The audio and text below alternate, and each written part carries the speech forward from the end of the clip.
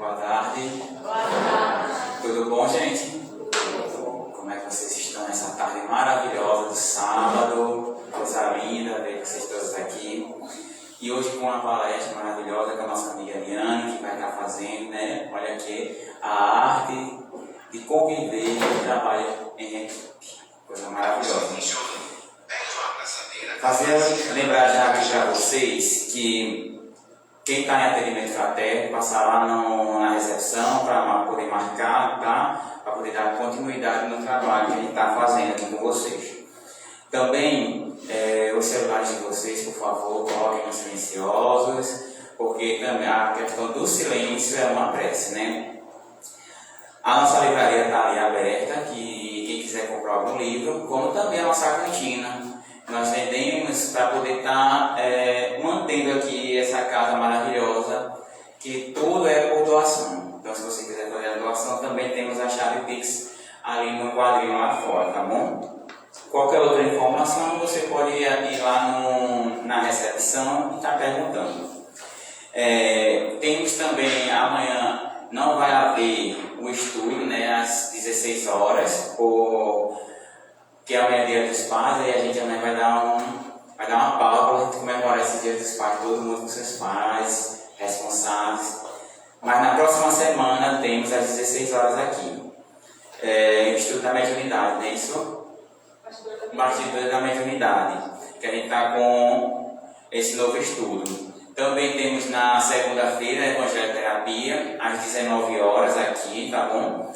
E outros estudos que nós temos na casa é o ET, que está na terça-feira, mas está acontecendo agora no modo online. O pessoal que está participando do ET 1, nós temos toda terça-feira às 8 horas transmissão com esse estudo. Então, muito bom, todos vocês aqui, trabalhadores, também estão participando desse estudo. Na sexta-feira temos o trabalho com a juventude, que acontece às 17h30. Aqui também presencial, tá bom? E aos sábados, como vocês já sabem, palestra pública a partir das 16h30 com atendimento fraterno e às 17 horas que é a palestra. Para dar continuidade, nós vamos fazer uma leitura do Minuto de Sabedoria, que é o capítulo 87. Diz assim: não perca de vista sua filiação divina. Deus é Pai de todas as crianças e vive dentro de cada um de seus filhos. Todas as criaturas são irmãs. As diferenças raciais e religiosas são apenas de superfície. Olhe para todos como templos vivos da divindade e ame a Deus através do amor às criaturas, procurando servi-lo, servindo ao seu próximo com amor e dedicação. Então é com essa leitura edificante que eu convido a todos, se necessário, se precisar, se vocês quiserem fechar os olhos, elevemos ao pensamento a Deus, a Jesus, Maria de Nazaré, irmã Sheila querida. Ilumine esse trabalho no dia de hoje, a nossa irmã Eliane com a palestra e a todos que estão aqui, que possamos estar abertos com o coração aliviados e ter nessa palavra um caminho para seguirmos. Jesus, nosso farol, fica conosco hoje, agora e sempre. Que assim seja, graças a Deus.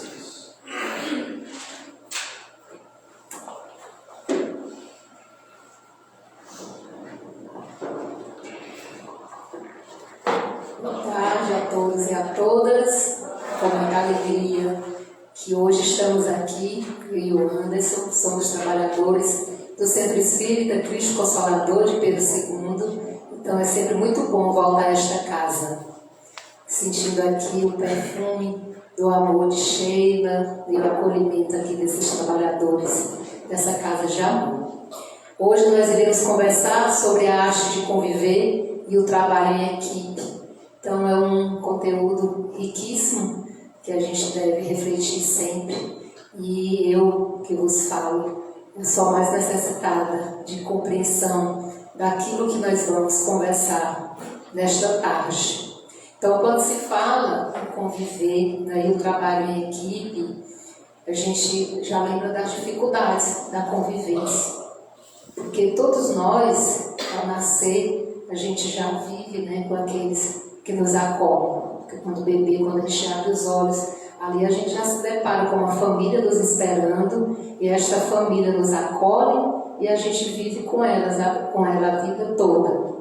E aí a gente imagina, mas é só nesse grupo que a gente permanece e vive? Aí a gente amplia o nosso entendimento e sabe que não.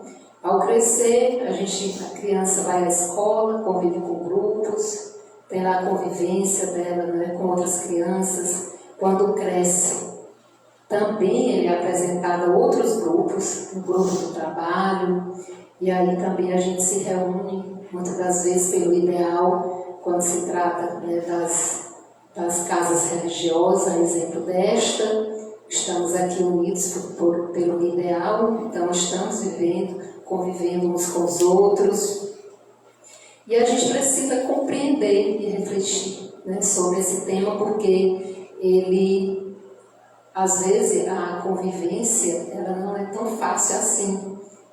E a gente precisa saber como estar com o outro, para que a gente não fira o outro e também a gente não venha a se ferir. Vou trazer aqui logo um dicionário do Aurélio, né, que fala sobre o conceito, o que seria a convivência.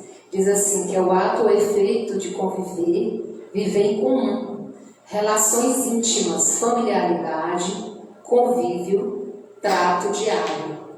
E o Marcos de Mário, do livro Centro Espírita, ele amplia, aprofunda esse conceito, dizendo que conviver é a arte de estar com o outro, sentir o outro, respeitar o outro, compartilhar com o outro, somando valores e ideais.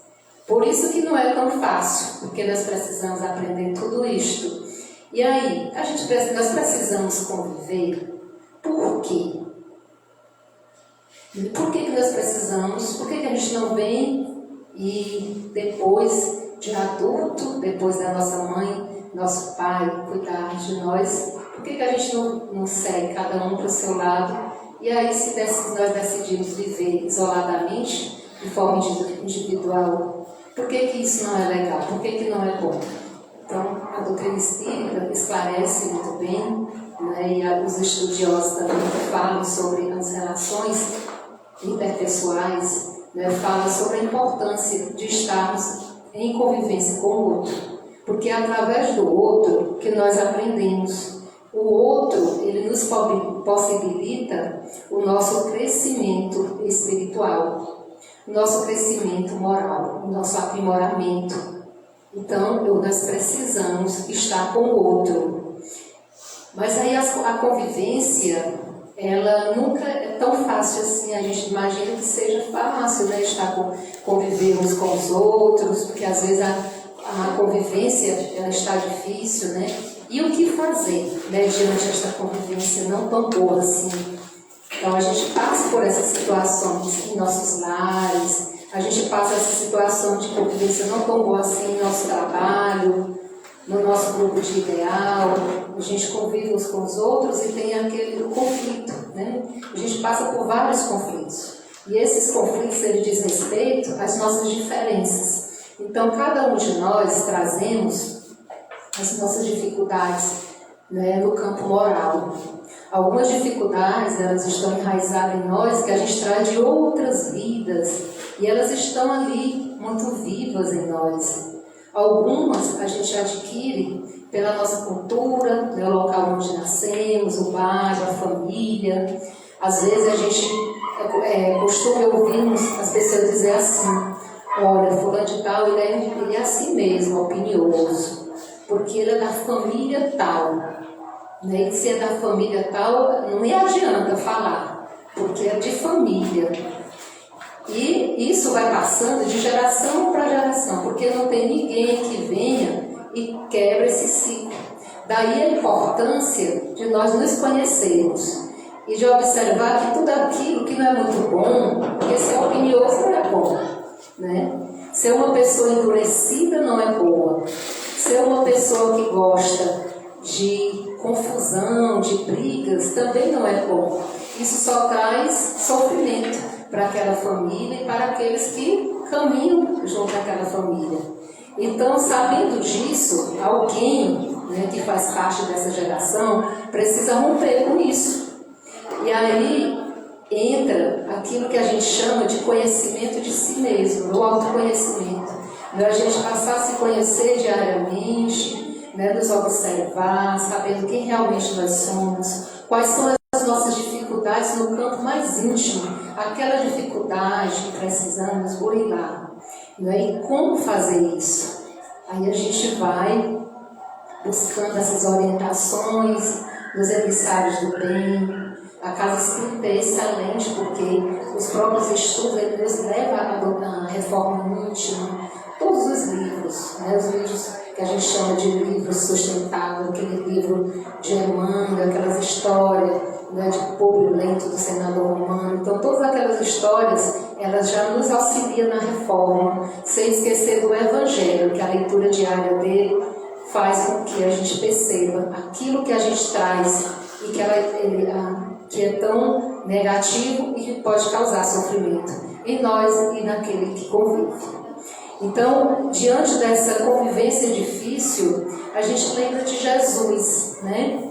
Então, se eu preciso conviver, né, com aquela pessoa que traz essa dificuldade, aquela pessoa que me deixa desconforto pela presença dela, aí eu vou lembrar de Jesus. Quem é Jesus? É o guia e modelo da humanidade. Nós não temos um outro guia nem outro modelo, é Ele. Ele diz que nós devemos amar-nos uns aos outros como eu vos amei. Então, esse amar-nos aos outros, o Cristo não diz que nós devemos amar somente aquele que a gente tem uma boa querência com ele. O amar-nos aos outros é todo aquele que realmente está e que está ali diante de nós. Não é só aquele que está no nosso seio familiar, aquele que nós nos afinizamos, principalmente aquele, né, que tira a nossa paz. Porque Jesus, além de dizer isso, ele também trouxe o exemplo. Aqueles que andavam com Jesus, os apóstolos do Cristo, nenhum deles era um santo. Todos eles deram muito trabalho para Jesus. A gente lembra das histórias de Pedro, lembramos também da sogra de Pedro e dos demais discípulos.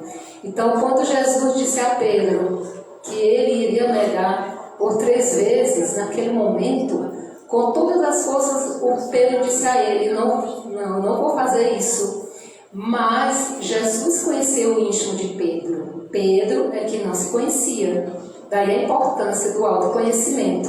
Jesus já sabia que Judas também ia trair, mas nem por isso ele deixou de amar aqueles que caminhavam com eles, que estavam na convivência dele. E aí os benfeitores espirituais, né, no Livro dos Espíritos, na pergunta 766, Kardec quis saber sobre essa questão da vida social. E ele perguntou aos espíritos, ele perguntou assim: a vida social é uma obrigação natural? Nós devemos mesmo, né, caminhar com o outro, estar próximo do outro? Nós precisamos mesmo dessa convivência? E os espíritos responderam: certamente. Deus fez o homem para viver em sociedade. Deus deu-lhe a palavra e todas as demais faculdades necessárias ao relacionamento. Então, se a gente não precisasse viver um com o outro, eu não precisaria, por exemplo, ter uma língua para falar e nem ter ouvido para escutar. Então, se a gente nasce com essas faculdades naturais, né, que nos possibilita estar em contato com o outro, é para que a gente possa fazer uso. Então, é uma obrigação natural. E aí, ainda sobre a convivência difícil, né, o que fazer? Jesus também diz, lá em Mateus, né, que nós devemos amar até mesmo os nossos inimigos. Ele diz: amai os vossos inimigos, fazei o bem aos que vos odeiam e orai pelos que vos perseguem e caluniam.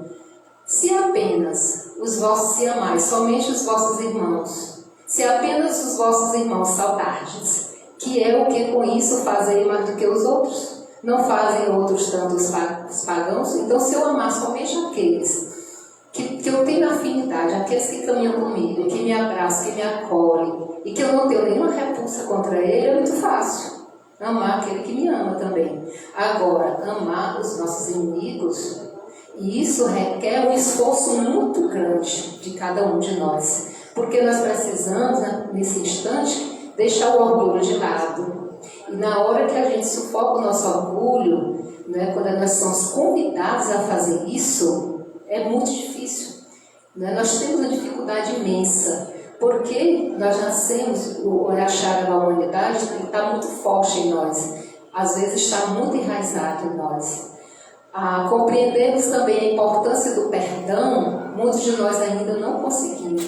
Porque a gente traz imperfeições, que eu disse para vocês, ainda enraizadas, né, de vidas da existência anterior, e muitas destas imperfeições também adquiridas nesta vida, que está em nós e que é muito difícil enfrentá-la, porque isso é a reforma, é o buridamento.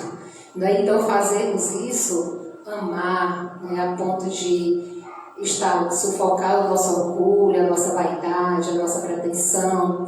Então, é muito difícil o nosso egoísmo, né, a inveja, né, aqueles sentimentos negativos que moram em nós. Então, a gente prefere ir para a base do julgamento, né, culpar os outros, em vez de amar. Então, quando nós somos chamados a perdoar, exige muito de cada um de nós. Sempre que eu falo em perdão, eu vou contar uma história verídica, ouvida por mim, porque trata-se da minha mãe. Minha mãe desencarnou tem 3 anos. E a minha mãe, ela tinha uma pessoa que é da nossa família, e que a vida toda ela estava lá na convivência da minha mãe, porque a gente é da zona rural, e na zona rural as casas são muito próximas, não tão próximas como na zona urbana, mas que elas ficam ali em comunidade, na mesma comunidade, uma casa um pouco afastada. Mas, porém, todos que aqui estão naquela comunidade convivem, principalmente as crianças. E aí, minhas irmãs mais velhas foram enxotadas por várias vezes do terreiro da casa dessa senhora, que é até a nossa tia, uma tia mais distante. Mas elas tinham necessidade de estar lá brincando. E a minha mãe fez todo o sofrimento, porque ela resolveu cismar com a minha mãe. Então dizia apelido, se intrigou. E a mamãe vivia muito triste com a situação. E foram anos e anos e anos de sofrimento. Então, passaram, jogava aquela velha piada, né? E minha mãe teve que suportar tudo aquilo. E quando ela estava mesmo, né, já muito incomodada com aquilo, que ela já não sabia o que fazer, ela foi se confessar. E aí o padre disse para ela: você tem que cumprimentá-la, fale com ela, dê o seu primeiro passo. Ela: não, mas eu não vou fazer isso porque ela vai dizer palavrão, então eu não tenho coragem. Aí ele diz: mas crie coragem, você não pode viver com sofrimento, você vai tirar um peso imenso dos seus ombros. E aí a minha mãe passou a fazer. Todos os dias ela precisava passar na porta da minha casa, porque o local onde ela pegava água, o poço, ela tinha que passar, só tinha esse caminho. E ela passava cedinho, minha mãe acordava, esperava ela passar, e da calçada da casa dela ela dizia: bom dia, fulano de tal. E aí era só palavrão, ela só escutava palavrão. Ela entrava para dentro, chorava, aí no outro dia: bom dia, fulano de tal. Era palavrão. E aí, depois de um mês, ela voltou, falou com o padre novamente que não ia mais fazer, porque não tinha jeito. E ele disse: minha filha, você precisa continuar, continue, você será a maior beneficiada. E daí ela continuou. E por longo 3 meses, já estava com 3 meses, ela ouviu ela responder bem baixinho: bom dia. Então, naquele dia, a minha mãe chorou, mas não foi mais de desgosto. Ela chorou de alegria.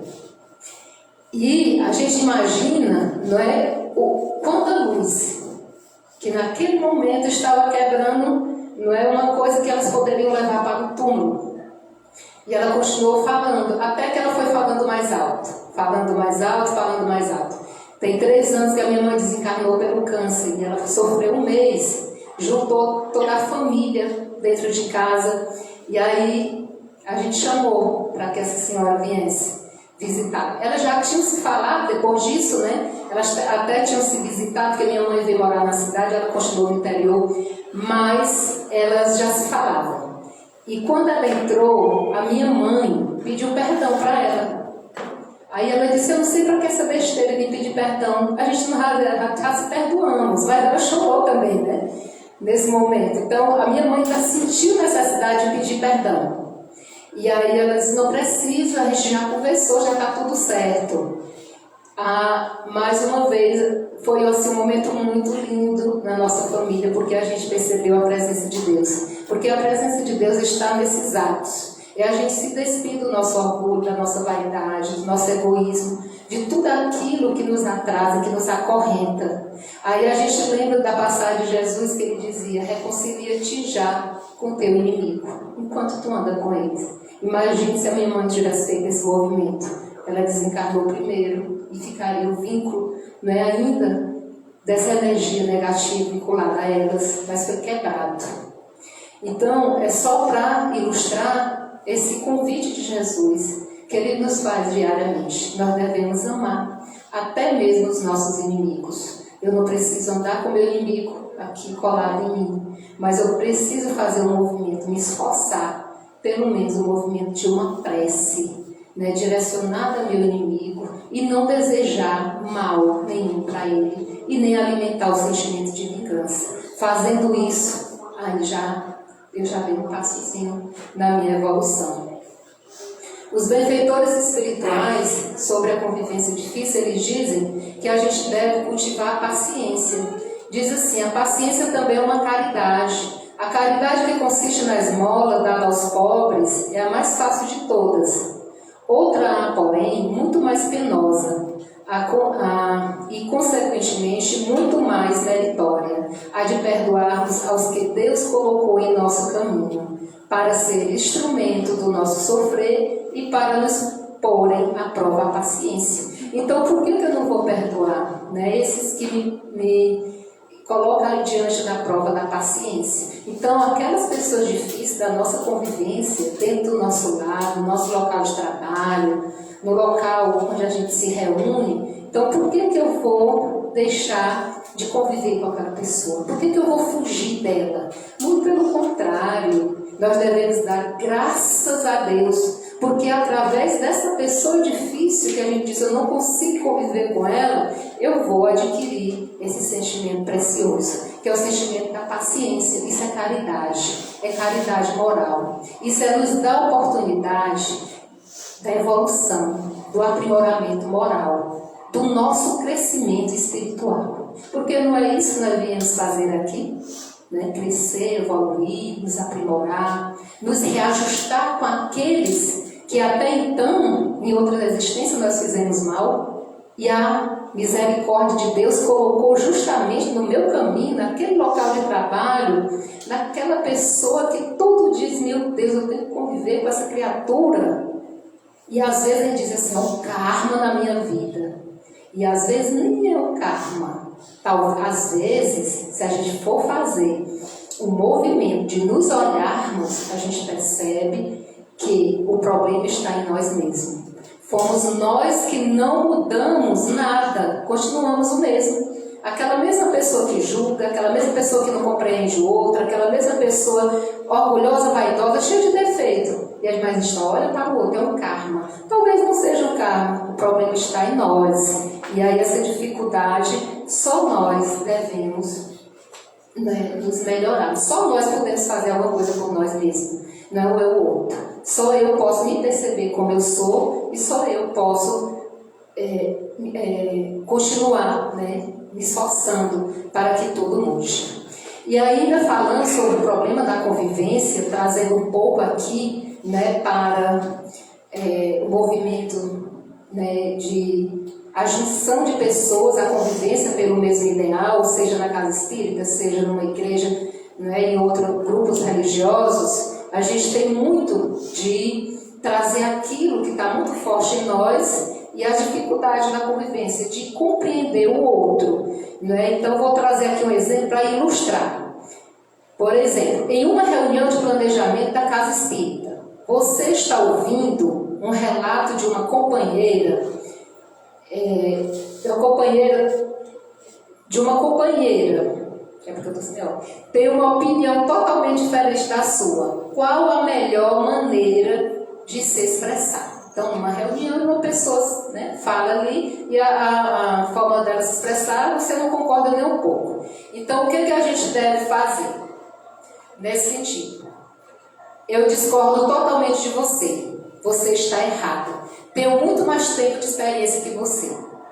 Então, na reunião, a pessoa se expressa e você diz assim, taxativo. Eu discordo totalmente de você, você está errado, tenho muito mais tempo de experiência que você. Ou eu devo dizer, eu entendi o que você disse, mas penso que poderemos fazer de uma outra maneira.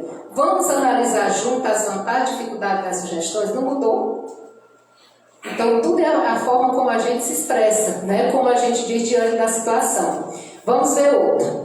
Porque aqui diz assim, que a gente tem a tendência de acreditar ser verdade aquilo que nos convém.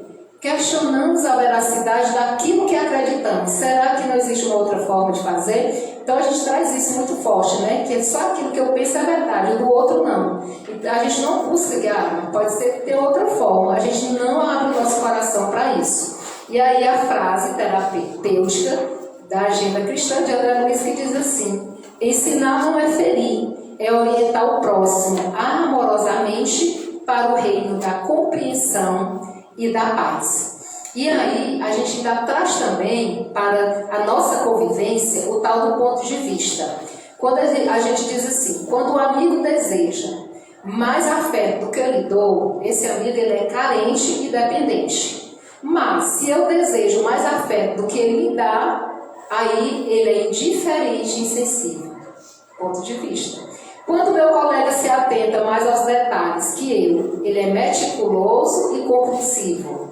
Mas se eu me atento mais aos detalhes que ele, aí é diferente. Ele é descuidado e desorganizado. Então, é natural pensarmos assim, uma vez que devemos primeiro amar a nós mesmos, ou é importante flexibilizarmos nosso ponto de vista e olharmos para o outro com mais empatia. Então, olhando para o outro com mais empatia, nós vamos acertar mais. E aí a gente tira totalmente aquilo que a gente carrega sempre em nós, que é o julgamento. Os nossos olhos estão sempre voltados para o outro, mas nós temos dificuldade de voltar o nosso olhar para dentro de nós.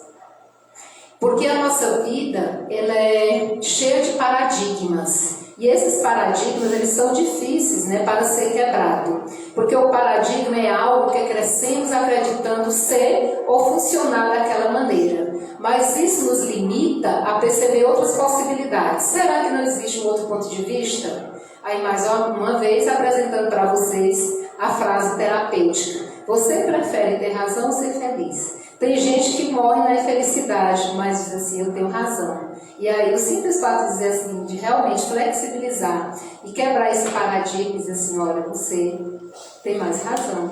Né? Que não voltar atrás, às vezes traz um sofrimento para a vida inteira. Né? Então a pessoa que escolheu ali não ser feliz, caminhar com aquela dúvida, com aquele sentimento ruim. E aí o exemplo aqui de convivência, né, no caso, na casa espírita. Está chegando a hora da reunião pública. E o coordenador da mocidade, que estava usando a sala para uma reunião de planejamento, deixou toda a sala cheia dos materiais, cartazes, etc.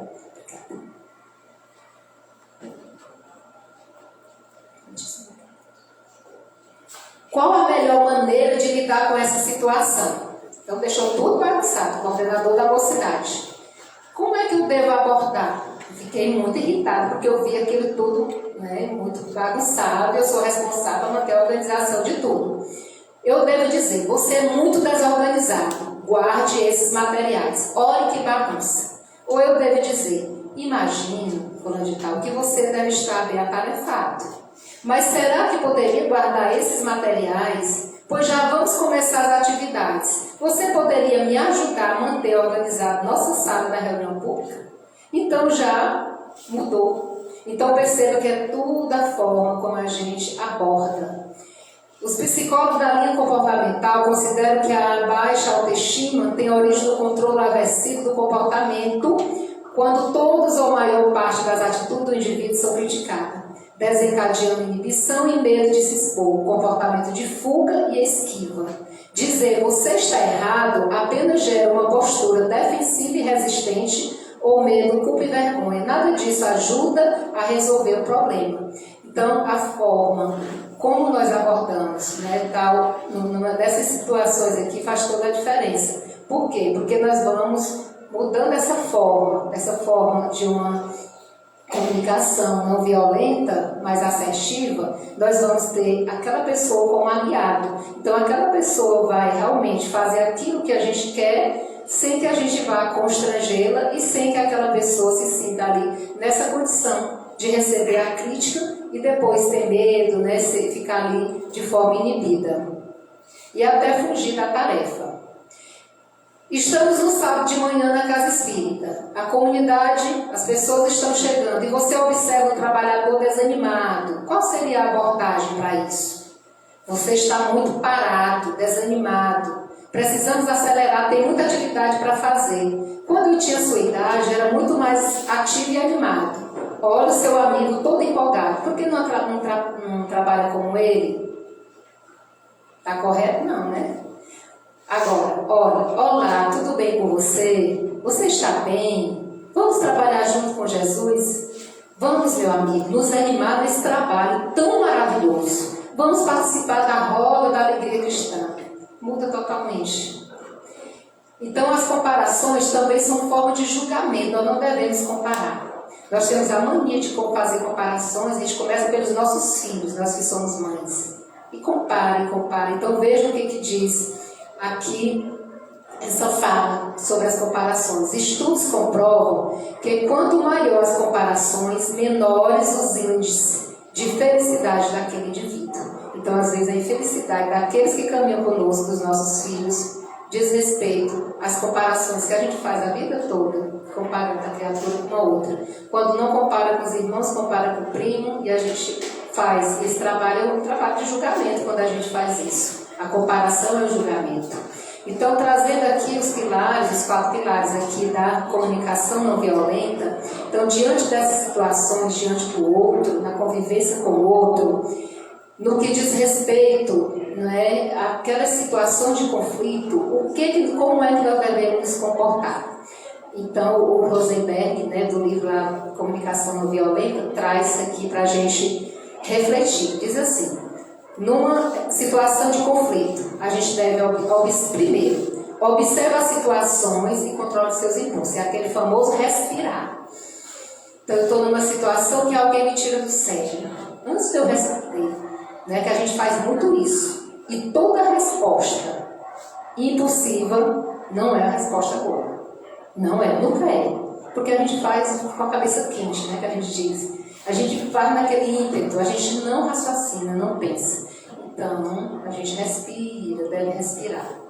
Primeira lição. Em uma situação de conflito, discordância, não responda instintivamente. Segundo, eu devo analiso os seus sentimentos.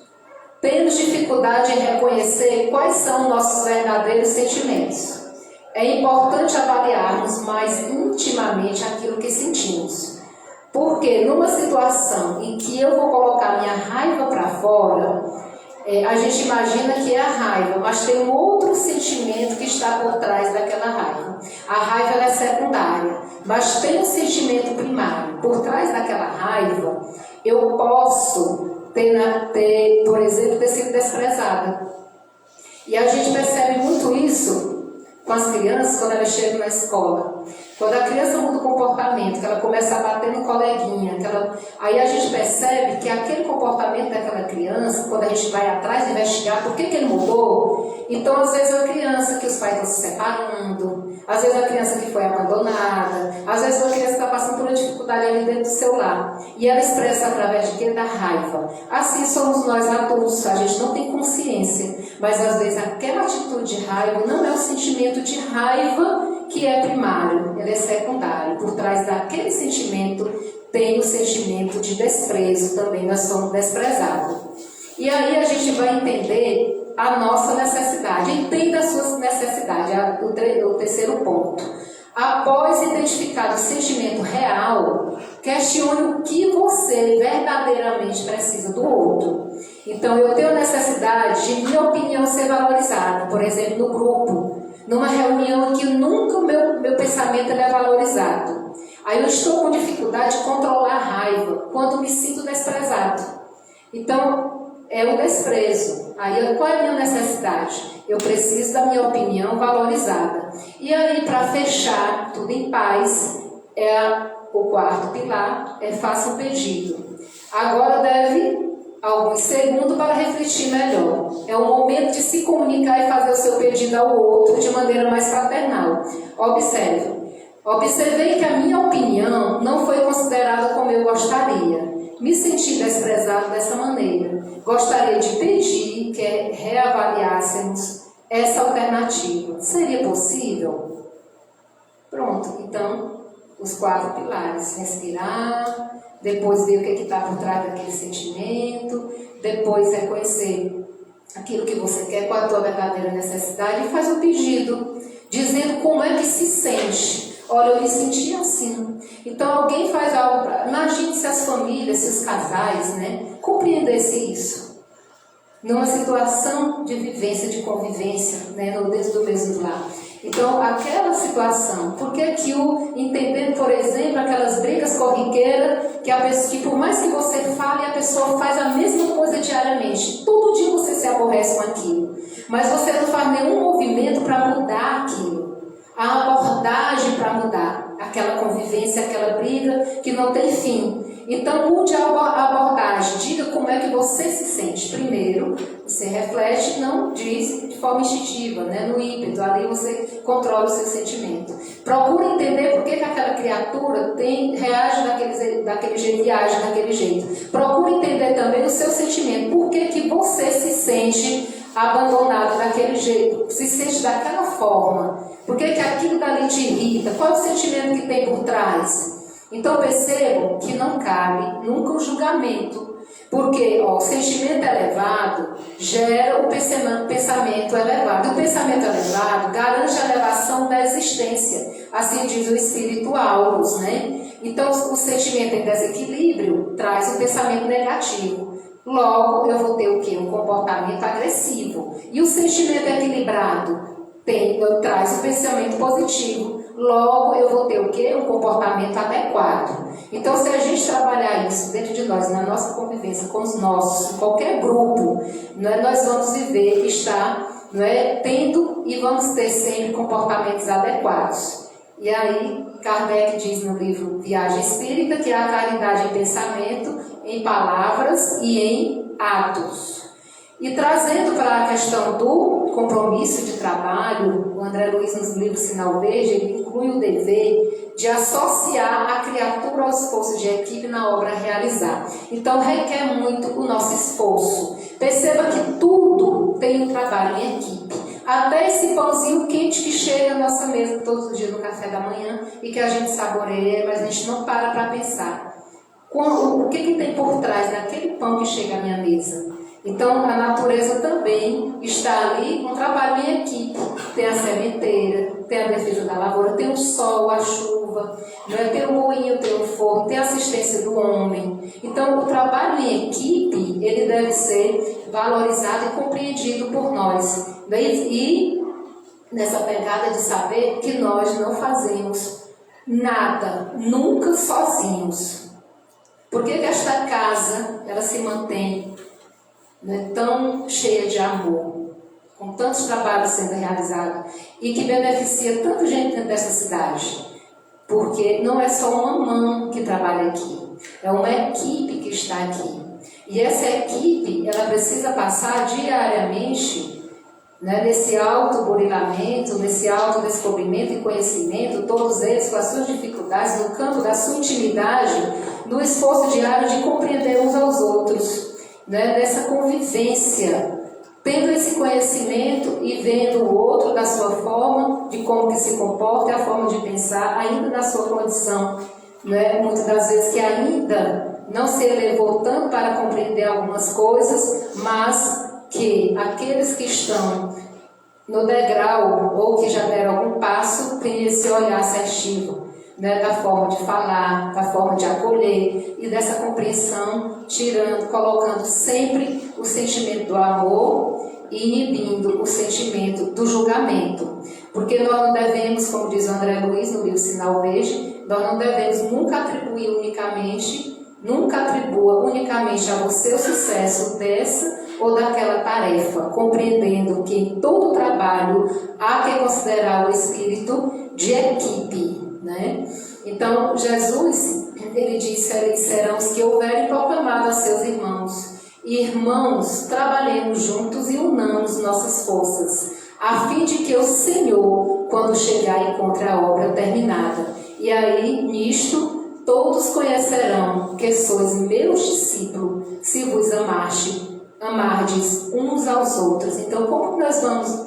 Jesus vai nos reconhecer, né, lá no plano espiritual, no momento do nosso retorno. Ele vai nos conhecer, ele vai nos reconhecer os seus discípulos, aqueles que vieram estar com ele, trabalhar na seara com ele, pelo amor emanado. Então, pela capacidade de amar. Então, isso eu só consigo amar se eu conseguir compreender o outro e se eu conseguir também desenvolver o que a gente chama de auto-amor. Eu preciso me amar primeiro, porque eu só consigo dar aquilo que eu tenho. Então, a partir do momento que eu me amo, eu vou conseguir também amar o meu próximo e logo eu vou compreender e vou viver de forma harmônica em qualquer lugar que eu estou. No trabalho, na minha família, que é mais difícil, né, no grupo familiar, porque aqui eles realmente nos conhecem. E lá a gente costuma, dentro do seu familiar, a gente não coloca a máscara, né? Que a gente chama daquela máscara social. Quando a gente bota o pé do lado de fora, a gente costuma vestir a máscara social porque a gente quer que as pessoas nos vejam de uma forma que muitas das vezes a gente não é aquela pessoa. Dentro do nosso lar, não. As pessoas nos conhecem. Porque lá a gente esquece, né? Tira a máscara, lava a cara, aí tira a máscara. No trabalho, lá fora, às vezes a gente é um tirano dentro de casa e lá fora nós somos o cordeirinho, né? Vestido na pele de lobo. Lobo vestido na pele de cordeiro, né? Lá fora. Então a gente precisa realmente saber quem nós somos. Se nós estamos ampliando o nosso olhar para vermos com a vestido na máscara ou sem a máscara. E aí, nessa compreensão de que se eu não conseguir me ver agora, é pior quando eu conseguir me enxergar lá no plano espiritual e sentir vergonha daquilo que eu passei a vida toda dizendo e mostrando para o outro, enganando a mim mesma, né, de quem eu realmente sou.